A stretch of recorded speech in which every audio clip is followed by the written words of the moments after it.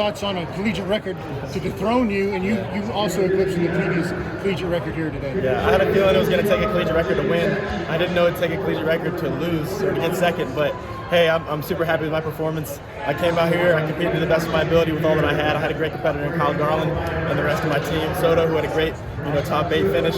So, man, I'm just tired, and look, we're not done. Hopefully Coach lets me run this 4x4. Just thoughts on coming in and being at altitude and what it would benefit you in some events, but maybe take away in a couple of others. How did you feel about your overall performance? I don't notice the altitude. Honestly, the 1K was tough. It always is tough.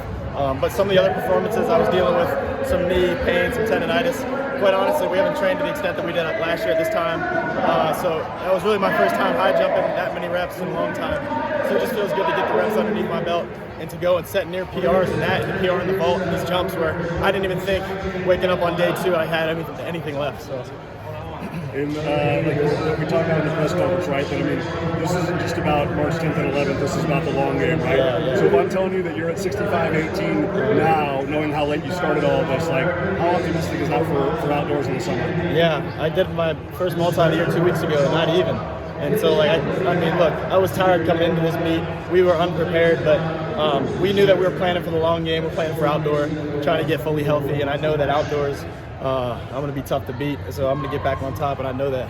How fired up? We saw the emotion up there for Yara. You guys are always such a family, such a cohesive group, right? Huge points for the team. How much did that fire you up to see him deliver like that? Yeah, that's not only my brother, but my countryman, fellow Boricua. So I'm just proud of him for being able to get he gets 6th place, I think. Yeah. For the first time, he's first team All-American. So, man, that's a beautiful feeling. I know how that feels. So I'm proud of him. To have him with me, supporting me when I'm one of the last high jumpers on our side of the pit, him just rooting me on when he's already out. That shows what he's all about as a teammate and a brother. On Thursday, you noted in the press conference this is kind of a full circle meet for you in a variety of ways. Kyle just echoed the exact same sentiment. Kind of came together, the journeys you guys have shared for all these years up on that podium, that you guys kind of lean in talking to each other. Yeah. What was that conversation like, and what does a moment like that mean to you? Every time we line up, it's going to be, as I said, a battle to the finish line. I got him the last 4 times, so it's about time for him to get a win, and I'm going to put that out there. So we'll see what happens outdoor, and I can assure you I will find the top again. I asked Kyle, obviously that world record by Ashton was in his prime, right? But now both of you, not even close to your primes, are ahead of Warner, Meyer, and any other great, heptathlete, decathlete ever. Yeah. How much of a source of pride is that for you in your age?